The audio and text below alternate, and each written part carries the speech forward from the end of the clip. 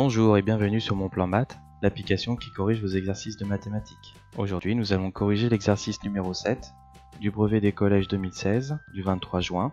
C'est un exercice sur les volumes. Antoine crée des objets de décoration avec des vases, des billes et de l'eau colorée. Pour sa nouvelle création, il décide d'utiliser le vase et les billes ayant les caractéristiques suivantes. À gauche, ce sont les caractéristiques du vase, à droite, ce sont les caractéristiques des billes.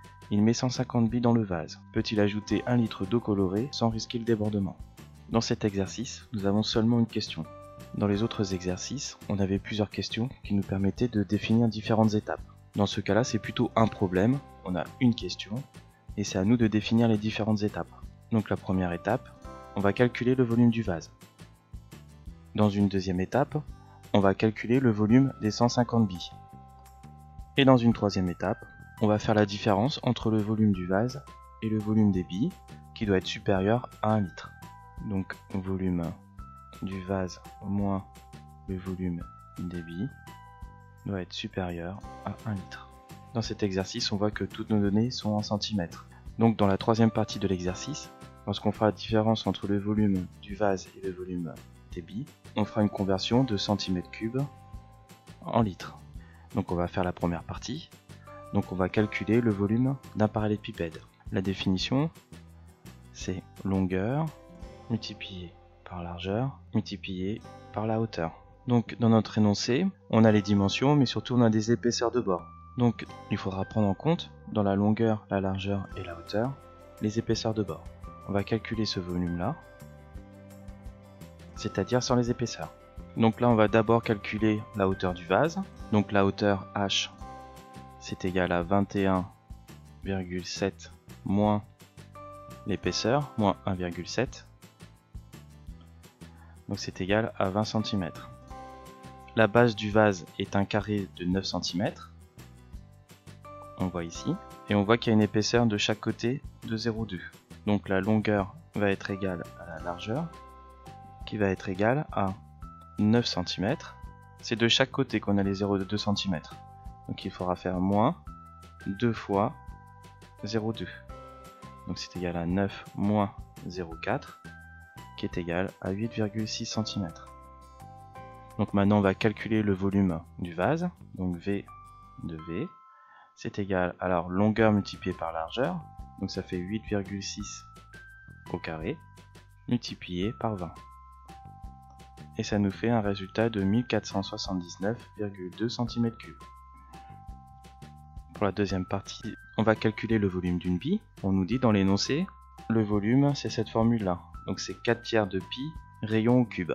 V d'une boule ou d'une sphère, on va dire plutôt une sphère. Donc c'est égal à 4 tiers multiplié par pi multiplié par le rayon au cube.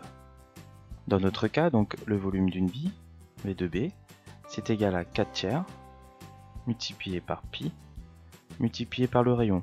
Ici on nous donne le diamètre, donc c'est 2 fois le rayon. Donc c'est égal à 1,8 divisé par 2, le tout au cube.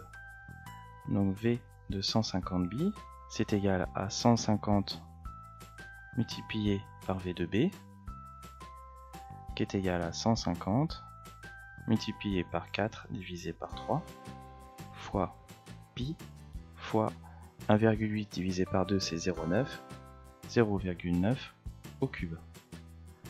Donc là on prend notre calculatrice et on trouve un résultat de 458,044 cm3. On va passer à la troisième étape. Donc on va calculer la différence entre le volume du vase et le volume des 150 billes. Donc troisièmement, donc volume du vase moins le volume des 150 billes. Donc c'est égal, donc 1479,2 moins 458,044.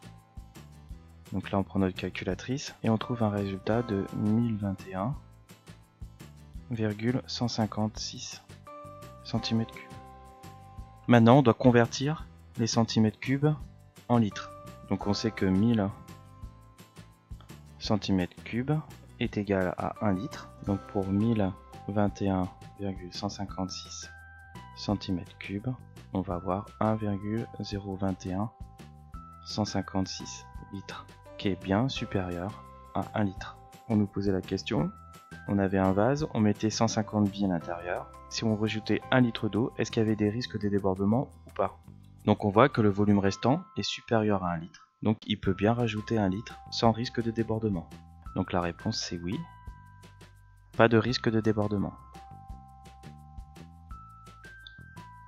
Toute l'équipe Mon Plan Maths vous remercie d'avoir suivi la correction de cet exercice. Surtout n'hésitez pas à nous envoyer vos commentaires, télécharger notre application sur Google Play, vous abonner à notre chaîne afin de recevoir régulièrement des alertes sur la correction de nouveaux exercices.